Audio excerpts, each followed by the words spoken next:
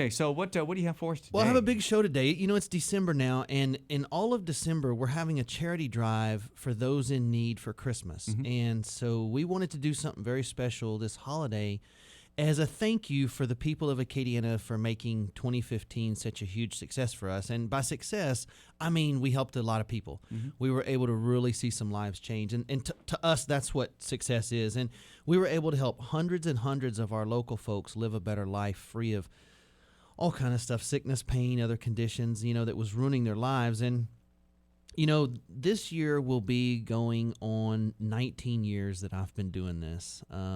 Hard to believe that's true. If you count clinicals, it's over 20 years that I've been seeing patients. And one of the things that still surprises me is how many people still accept that it's okay not to feel their best or not to feel great all the time. That still surprises me that many days of their life, if not most of the days, they just sort of don't feel themselves. They don't feel you as think good people as just don't they have could. time to get in to see you? Is that what it is? I think that they just think it's normal, and it's not normal. You know, they blame their condition on things outside of reality. Well, I'm just getting old. It's the pollen. I live in Louisiana. It's just the weather. I mean, they want to blame it. They want to point the finger away from themselves instead of saying, wait, maybe there's something wrong inside this body that's causing this. You know, and if you catch it early enough, it might be a simple fix. Absolutely. And listen, if you're in your 70s, I'll give you that you might have some age-related problems. But when you come in and you're 41 years old going, well, I'm just getting old, doc, that is not the way life is supposed to be. Not acceptable to your Not ears, acceptable. Huh? No, we're not supposed to spend the last 50% of our lives broken down and falling apart. It is not supposed to be that way. Age does not cause conditions. Uncorrected problems and ignoring your symptoms are what cause conditions. So if somebody's 41 and blaming it on age, I can actually trace their history back with them from all the traumas and injuries and problems that they've had that they ignored over their whole life. And they sort of come to this realization that, okay, you know, it's actually my history causing my problems, not my age causing my problems.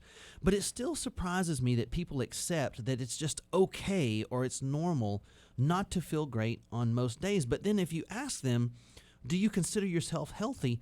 They always say, yeah, I'm pretty healthy. And that surprises me as well. But then you start asking them about their health, and they have acid reflux and sleep problems and depression and body pain and, you know, and fatigue and We just ought to all drink the Kool-Aid. You know, and we are all messed up. If you're listening to this broadcast and you think you're not, let me be one of the ones to tell Right. you are messed up too. We are all messed up in some way, shape, fashion, or form. And they still think they're healthy. But if you say, well, you consider that healthy? They go, well, I don't have cancer or anything. And so they think not having cancer means that they must be pretty healthy. Oh, so it's good to think positive. It is. It's the degree of the problem. Yeah. Yeah. Okay. So I really think that our ideas of health has gotten a little skewed over the last 20 or 30 years, you know, what it really means to be healthy, because we've gotten so used to just popping a pill for the symptom and then going back to our lives.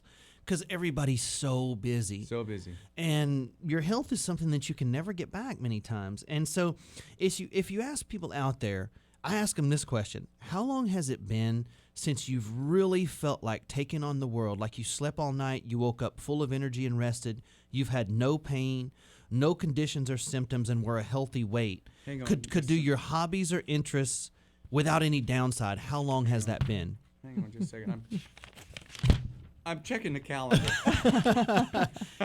You might need last year's. No, not last year's. Let me tell you, you got one that says 1980? Exactly. You know? And so people can't even remember I can't. when the last time they really are the definition of healthy. And so You know, it's so interesting to me, because when you come in and you sit there, it's like you're talking to everybody else. Yeah. You're talking to me. Yeah. I mean, I'm sitting right here. I can see you. You know, almost every sentence he said, I was thinking in my head, comma, CJ. Yeah. It's true. Yeah. And it's not just you. An alarming number of people can't even remember feeling like that. Like they went to sleep, they slept all night, they woke up refreshed, they had no pain, they had no symptoms. They felt, they just felt great. They had no condition they were developing. That is a very rare thing. And then patients will say, yeah, but that only happens a few times a week, and then the rest of the week I'm fine. And that always confuses me too. It's like if your refrigerator just broke, but only a couple of times a week, would that be okay? Or the brakes. Now, 5 days a week, your brakes on your car are perfect. But 2 days a week, those brakes just stop for no reason. That's such a great way to put that. And so, people have a really strange way of thinking about health and disease. They treat their appliances and their cars better than they treat their bodies. We have to make a change in our way of thinking when it comes to what is acceptable for our health and what should be unacceptable for our health. And people have become used to not feeling great as an acceptable part of life, as being broken down as just normal at, the last 50% of our life. It does not have to be like that. So what we're going to do after the break, I'm going to tell you a really neat way that you can begin to get all this turned around before it becomes permanent.